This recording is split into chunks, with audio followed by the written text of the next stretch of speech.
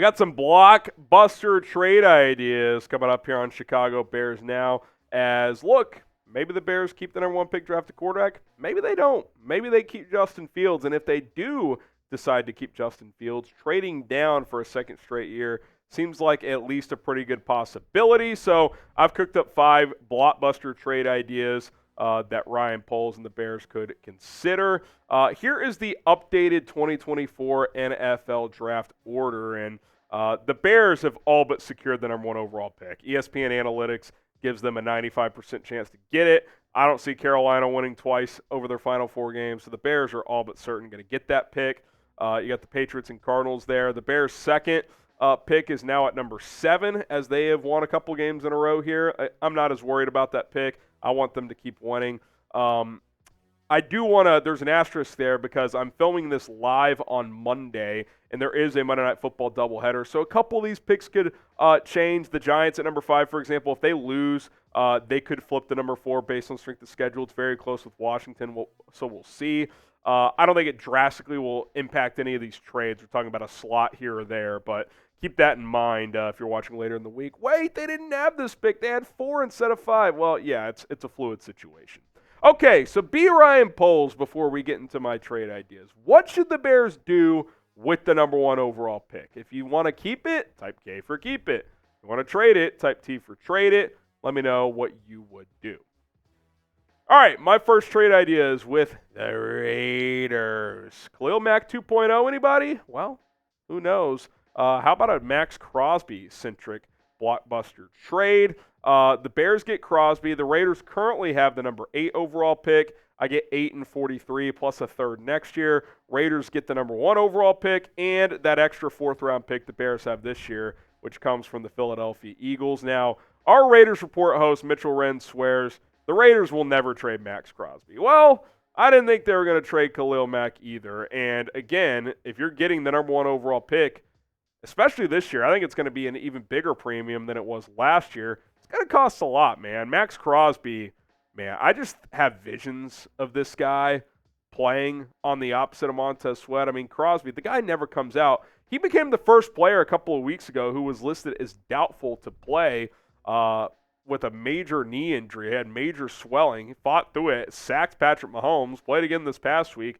He's been an absolute dominant force for several years now in Vegas, and he's only 26 still. He's a very, very young player.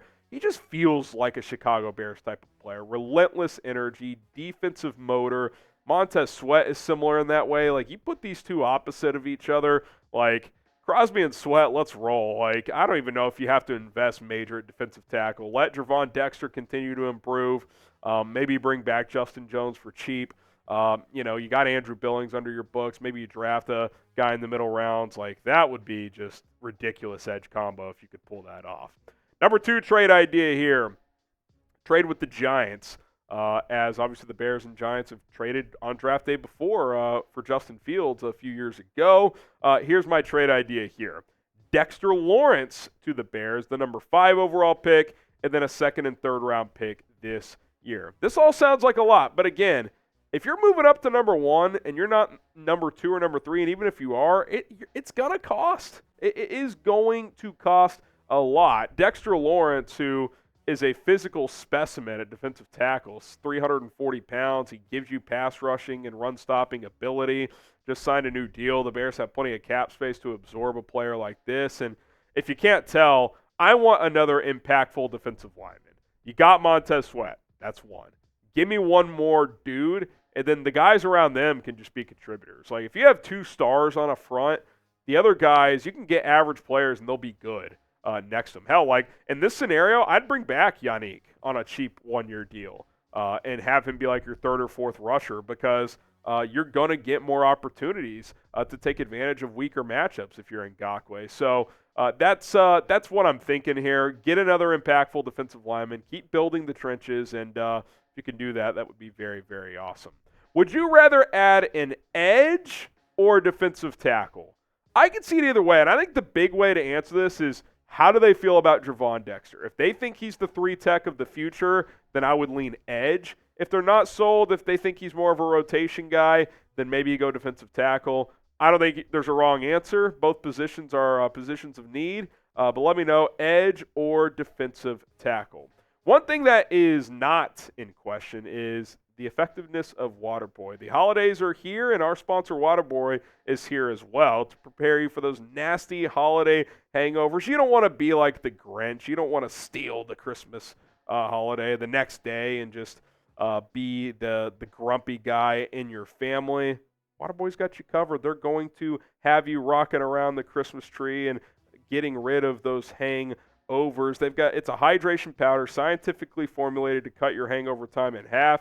Other hydration packs are on the market, but nothing comes close to fighting those hangovers like Waterboy. With 0 sugar and over 3 times the electrolytes of liquid IV, your hangover will stand no chance. Unlike their competitors, Waterboy has added specific ingredients beyond just hydration to help with nausea, anxiety, and fatigue. We all know that hydration alone isn't enough to help after a holiday bender. And by the way, don't get it just for yourself. Perfect stocking stuffers. Look, it comes in this easy little packet here.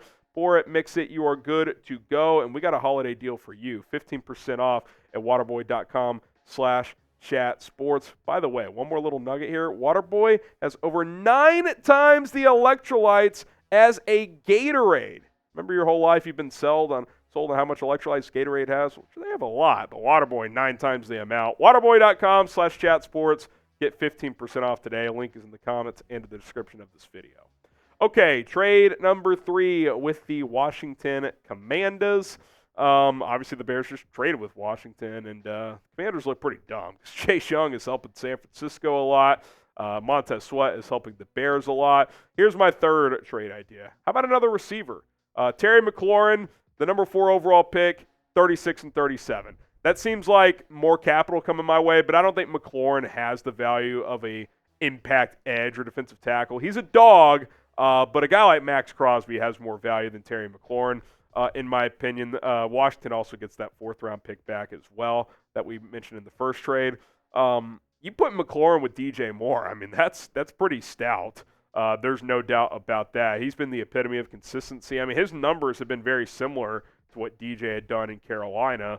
So you bring him in here, you've got a really dynamic 1A, 1B. I think DJ Moore would have earned the right to be, listed as your number 1, but you'd have true 2 guys that you feel really, really good about. Darnell Mooney, for whatever reason, it just hasn't clicked with Justin this year. I'm still in the camp of bringing him back as a number 3, especially if the financials make sense. If he's strictly a slot number 3, I'm cool with that, but I think we've seen, at least right now, he is not a number 2. Like, I want to upgrade from Darnell Mooney at that number 2 spot. I like Darnell. I'd like to keep Darnell, but as a number 3, not as a number 2. So that's kind of where I'm at.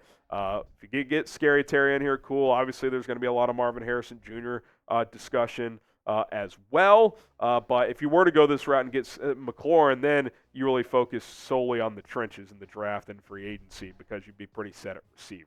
All right, guys, let's get to 82,000 subscribers here on Chicago Bears Now. We're just over 700 away. If you want the latest Bears news, rumors, draft content, plus more, you're not going to want to miss out. Daily coverage, we got you covered, not only with what's happening right now, but down the road with the NFL draft, free agency, etc.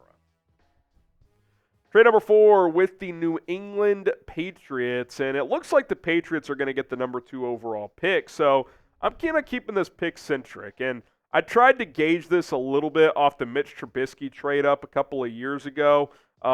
Bears go down to number 2. They pick up 34 and a 4th-round pick. Now, this is actually a premium that New England is paying based on the NFL draft chart. Like, you can Google this NFL draft chart where every pick is valued. It's an estimate. What it doesn't factor in is what the premium of a number 1 pick means due to the quarterback position. And anybody trading up to number 1 is going to have to pay that premium for Caleb Williams or Drake May. Obviously, in this scenario, you trade down to 2. You still get your guy Marvin Harrison. You pick up a couple extra picks in the process, including a 2nd-round pick, which you lost in the Montez Sweat trade. So that feels like a win-win to me. I like that idea quite a bit. It's obviously not as much capital. You're not getting a proven player in this trade, but you're only moving down 1 spot, and Marvin Harrison becomes that proven player, ideally. that you focus in on. And I've said this for months. I'll continue to say this. This is the best player in the draft, in my opinion. He's the safest player in the draft as well. Like, there's no scenario that I can envision, unless something off the field pops up, where Marvin Harrison doesn't come into the NFL and become a damn good player, if not more. So I'm definitely open for a scenario where you drop to 2 or 3 and draft MHJ. Number 5, the trade with Seattle. And this is the one trade where I'm jumping outside of the top 10, at least based on now. Now, Seattle's trending down. They've lost 4 in a row. Hopefully they keep losing so the Bears have a chance to sneak into the wild card. Here's my trade idea. DK Metcalf, the number 13 overall pick this year, plus 2 more firsts. If you're jumping outside of the top 10, especially into the teens, I want their first this year plus 2 future firsts. Like, I'm asking for a shitload if I'm Ryan Poles, especially in this draft, because the top of this draft is so good, not just with quarterback, but also with MHJ. DK Metcalf is just a physical beast. You know, him and DJ Moore have some similarities where they're both good after the catch. They're big play weapons. Obviously, DK is more of kind of a straight line runner. DJ is, you know, he can make people miss a little bit better, I would say, but how about DJ plus DK? Doesn't that have a nice ring to it? At DJ. I'm not going to try and do the Burger King spinoff, but you know what? That would be a fun duo. And then, yeah, you're dropping down a little bit, but you got 2 extra first-round picks in the future. I mean, you just keep stacking picks. So that's kind of the point to this. Depending on how far you trade down, if you do trade, there's a lot of different avenues. You can get another premium player in a trade like you did last year with DJ Moore. You can go pick heavy if you want to. You can trade further back with a team like Seattle, for example. Maybe Tampa Bay is another team as well, depending on where they're picking for a sneaky team that could use a quarterback and get more future first-round picks. So lots of different options. Obviously, you got to make a decision on Justin Fields first. If you're drafting a QB, you're not trading the number 1 pick, but the avenues are there, man, and the Bears are going to have good options this offseason regardless of the direction they go in. All right, so we'll recycle through the trades real quick. Maxx Crosby, a first and second, and a future third for number 1 and a 4th. If that's your favorite trade, type 1. How about trade 2? If you like this one best, type 2. Dexter Lawrence, number 5, a second and a third for the number 1 overall pick. If you like that one, type 2. If you like trade idea number 3, Terry McLaurin, the number 4 overall pick, which again could change depending on what happens on Monday Night Football. It could be the 5th pick. 2 seconds as well. For a first and a 4th. If you like that one, type 3. If you like trade idea number 4, first, second, and a 4th, just to move down a spot for the number 1 pick to New England, kind of similar to the Mitch Trubisky trade, type 4. And then this last one, DK Metcalf and 3 firsts, including the number 13 pick this year for the number 1 overall pick. If you have a favorite one, let me know which one it is. 1, 2, 3, 4, or 5. All right, we appreciate it. If you want to catch all of our episodes, not only do you have to subscribe, you got to turn on the notifications. Click the bell right over, boom, right there, and then turn notifications to all. Because what will happen is you'll click the bell, it'll default to personalized, change it to all, and then you'll get notified every single time we not only publish a video, but when we go live as well.